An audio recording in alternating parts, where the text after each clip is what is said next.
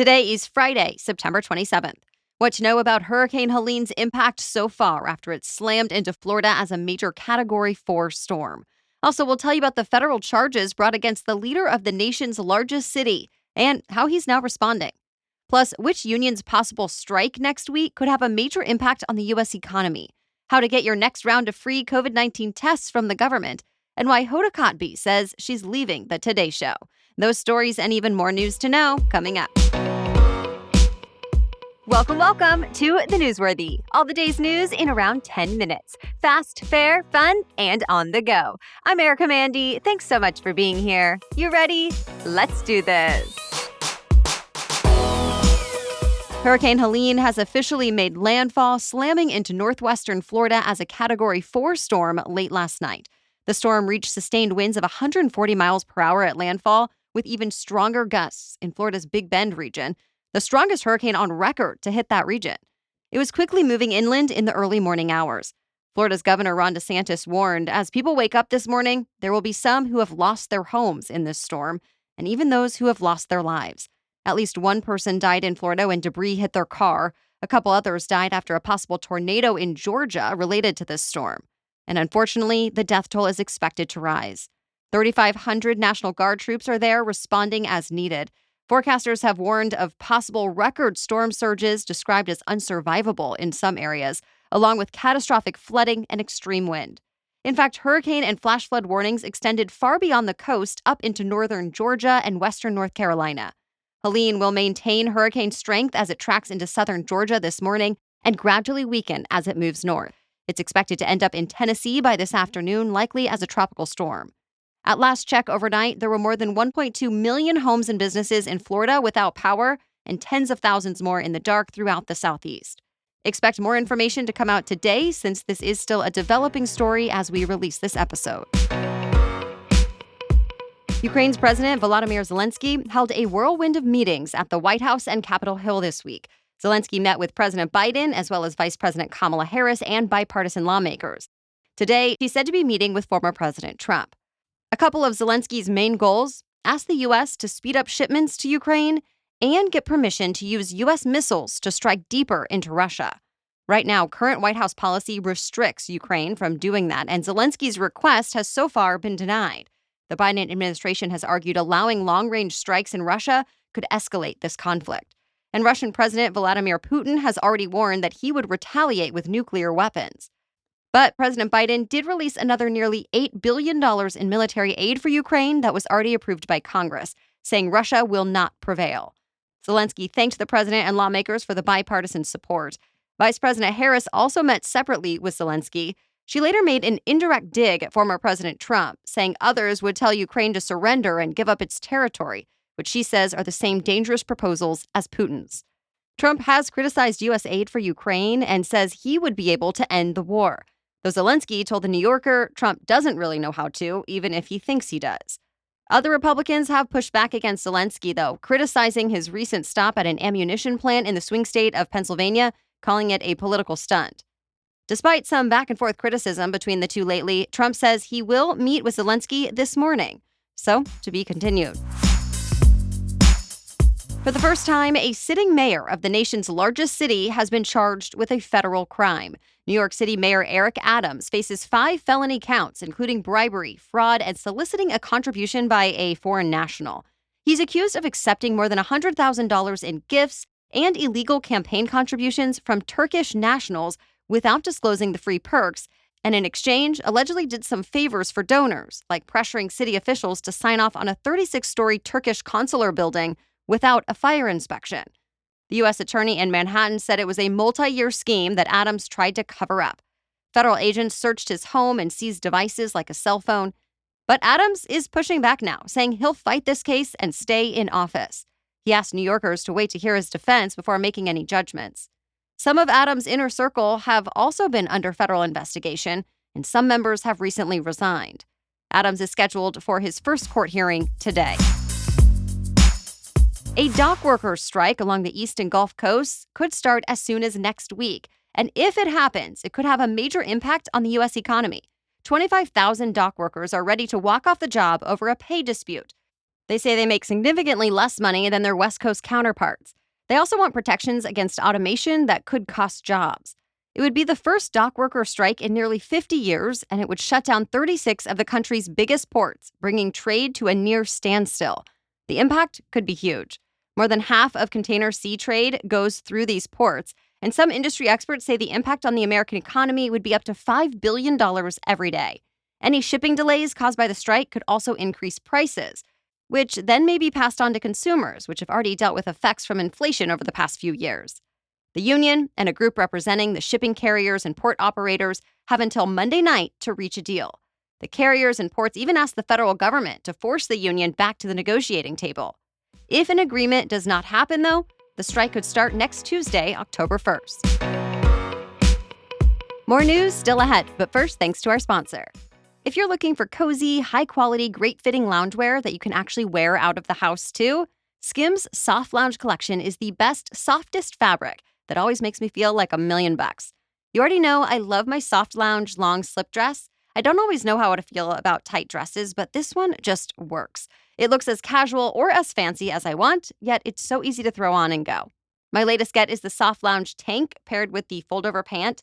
So stretchy, soft, and cute. I can wear them separately or together, both around the house or on the go. Plus, my Soft Lounge sleep set is the most cozy thing to wear at night as the weather turns a bit cooler. Yeah, I just keep going back for more and more. So shop the SKIMS Soft Lounge Collection at skims.com. Now available in sizes extra, extra small to 4X. If you haven't yet, be sure to let them know I sent you. After you place your order, select The Newsworthy in the survey and select my show in the drop-down menu that follows. Okay, now back to the news. You can once again order free COVID tests from the government. The program just restarted and allows each household in America to get 4 COVID tests delivered to their doorstep for free. Free at-home distribution of COVID tests began back in 2021, but was on pause during the most recent summer wave of COVID infections. Now, public health experts say it's still a good time to stock up on tests as the holiday travel season gets closer. Officials say the latest batch of tests detects current variants of COVID and can be used through the end of the year. To order the test, go to covidtests.gov, then enter your name and address, just like in years past. Tests will start shipping next week. Another note, if you're curious about what to expect from this year's COVID and flu season overall, tune in to our special edition Saturday episode tomorrow. We're getting insights from an epidemiologist. Cable news channel Newsmax has agreed to settle a defamation lawsuit accusing it of intentionally lying about the results of the 2020 election. News of a settlement came just before a jury trial was set to start in a case brought by the makers of voting software and machines Smartmatic. After the 2020 election, the right-wing cable news channel Newsmax accused Smartmatic of switching votes from former President Trump to President Biden. And Smartmatic sued, saying Newsmax aired false reports to try to lure viewers away from competitor Fox News. The last-minute settlement avoids the spectacle and attention that a trial would bring. Terms of the settlement are confidential, but we saw a similar settlement last year.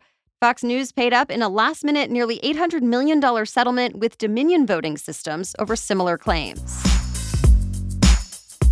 Longtime Today Show host Hoda Kotb said she's leaving her roles on the show early next year. She made a tearful announcement on the Today Show yesterday, saying when she recently turned 60, she decided she wants to spend more time with her young daughters.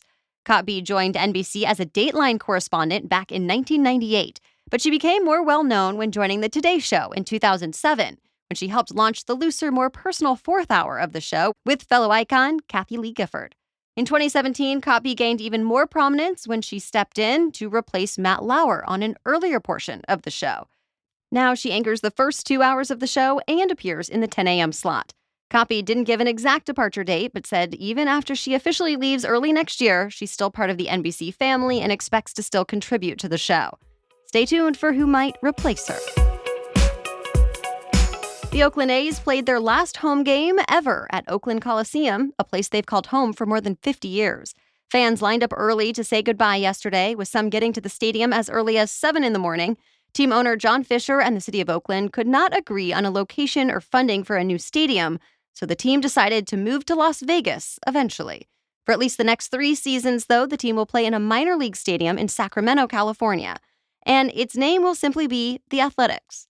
It's a major loss for the city of Oakland, which has seen 3 professional teams leave in the past 5 years. The NBA's Golden State Warriors recently moved to nearby San Francisco, and the NFL's Raiders left for Las Vegas. That leaves the city without a major professional sports team for the first time since 1960. As for the game itself, the A's squeezed out a rare win, beating the Texas Rangers 3-2. That's it for the main news today, so now it's time for Feel Good Friday, when we bring you one extra feel-good or positive news story before the weekend. But first, a quick break for our sponsor. Whether you're still recovering from back-to-school shopping or ready to buy all your Halloween gear or even saving up for the upcoming holidays this year, Ibotta can help you get cash back on all your purchases. Yes, get cash back when you simply go to the grocery store, pharmacy, Target, pet shop, beauty store, clothing store, you name it. You can save on over 2,400 brands and shop at over 1,000 retailers. And Ibotta is free. It's a free app that lets you earn cash back every time you shop. In fact, the average Ibotta user earns $256 per year. That could cover the cost of an entire shopping trip, a flight for the holidays, or the fancy dinner you've been craving. I'm not about to cut out paper coupons, but saving with the Ibotta app is so much easier. Right now, Ibotta is offering our listeners $5 just for trying Ibotta by using the code Newsworthy when you register. Go to the App Store or Google Play Store and download the free Ibotta app to start earning cash back and use the code Newsworthy. That's IBOTTA in the Google Play or App Store and use the code Newsworthy. Okay, now back to Feel Good Friday. One of the latest viral TikTok trends isn't a dance, it's moms helping out other moms, giving gift cards, money, and kind notes to those who may need them. It all started when a TikTok creator named Denisha Gonzalez shared a video she shot in the baby aisle at Target. The video shows an adult purse with a price tag still on it, left among baby care items. Gonzalez wrote over the top, quote, "She deserved the purse." And in the caption, she explained that she knows what it's like to sacrifice something she wanted to prioritize her children's needs instead. It resonated with fellow moms on TikTok. More than 22 million people have viewed this video now and turned the caption, "She deserved the purse," into a hashtag.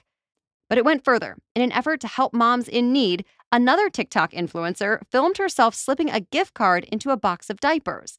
And that trend caught on. People all over the country started hiding gift cards in boxes of diapers and containers of baby formula, hoping they'd make a parent in need's life a little easier. Unfortunately, there were some reports of people ripping open boxes of diapers and searching through baby formula looking for those gift cards, but that just led to moms seeking out fellow mothers and handing them gift cards directly. And the impact hasn't just been in person. Many parents say they saw the videos online and felt a little less alone and more supported. Well, thank you so much for listening today. We'll be back tomorrow with our special edition Saturday episode. We'll tell you what to expect from this year's cold and flu season. Then we'll be back with another news roundup on Monday. For now, have a great weekend.